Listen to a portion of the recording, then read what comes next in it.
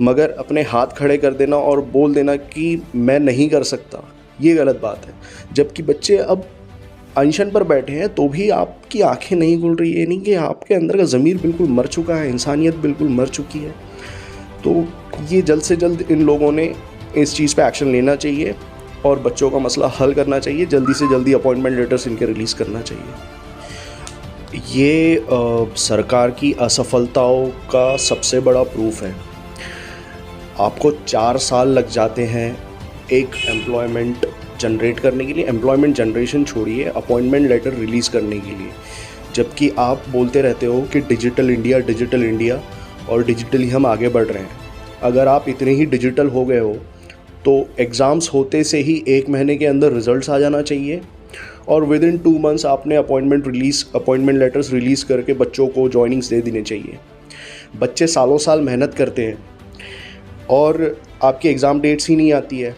2018 में जब ये बच्चे सब कुछ क्लियर कर अपॉइंटमेंट लेटर्स का वेट कर रहे हैं तो 4 साल आपको लग गए, ये आपका फेलियर ही है। और आज वो बच्चे अपनी ज़िंदगियों को दांव पर लगाकर अनशन पे बैठे हैं। आपको इनकी तकलीफ़ें कैसे नज़र नहीं आती? आप में इंसानियत बिल्कुल मर चुकी है। आज अनएम्प्लॉयमेंट रेशो जो कि है इंडिया में वो 40 साल में सबसे ज़्यादा हाई है। जीडीपी आप हैंडल नहीं कर पा रहे हो।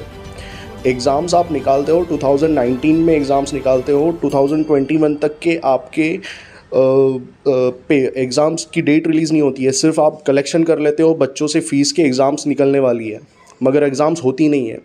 उसके बाद आप टीईटी का सिनारियो देख लीजिए। टीईटी के पेपर के एग्ज़ाम के 1 दिन पहले ही फूट गए थे, रिलीज़ हो गए थे। ये कैसा करप्शन है? आप बच्चों की ज़िंदगियों से खेल रहे हो। बच्चे कमेंट्स करते हैं कि हमें ये कॉम्पिटिटिव एग्ज़ाम्स प्रिपेयर करने के लिए करंट अफेयर्स पढ़ते रहना होता है, मगर जब तक कि वो एग्ज़ाम्स आती है वो करंट अफेयर्स का जो उन्होंने सब्जेक्ट पढ़ के मास्टर किया है वो करंट अफेयर्स हिस्ट्री में तब्दील हो जाता है।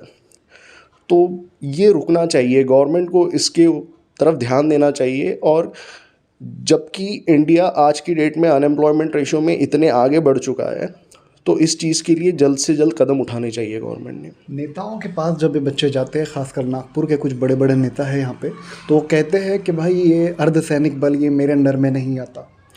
ये गलत बात है।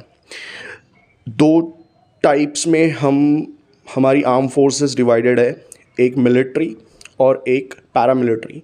मिलिट्री जो है जिसमें आपका नेवी, एयरफोर्स और आर्मी आती है, वो आपकी होती है प्रॉपर आर्म बेस जो कि आपकी मिलिट्री है। और जो ये सीआरपीएफ है, पैरामिलिट्री फोर्सेस है, ये सब एमएचए के अंडर आती है, मिनिस्ट्री ऑफ होम अफेयर्स। इनके स्टेट भी इनके ऊपर एक्शन लेता है क्योंकि at the end of the day जो डिसीजंस स्टेट लेती है उनके ही अंडर इनको फॉलो करना होता है। तो स्टेट लेवल पे अगर मिनिस्टर्स एक्शन नहीं ले रहे हैं तो ये सिर्फ वो हमें गुमराह करने की कोशिश कर रहे हैं और कुछ नहीं।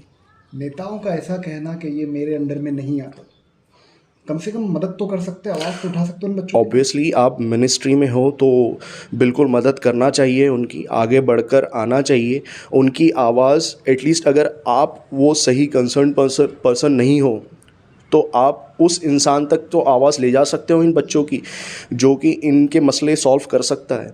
मगर अपने हाथ खड़े कर देना और बोल देना कि मैं नहीं कर सकता, ये गलत बात है। जबकि बच्चे अब अनशन पर बैठे हैं तो भी आपकी आंखें नहीं खुल रही, ये नहीं कि आपके अंदर का ज़मीर बिल्कुल मर चुका है, इंसानियत बिल्कुल मर चुकी है। तो ये जल्द से जल्द इन लोगों ने इस चीज़ पे एक्शन लेना चाहिए और बच्चों का मसला हल करना चाहिए। जल्दी से जल्दी अपॉइंटमेंट लेटर्स इनके रिलीज़ करना चाहिए।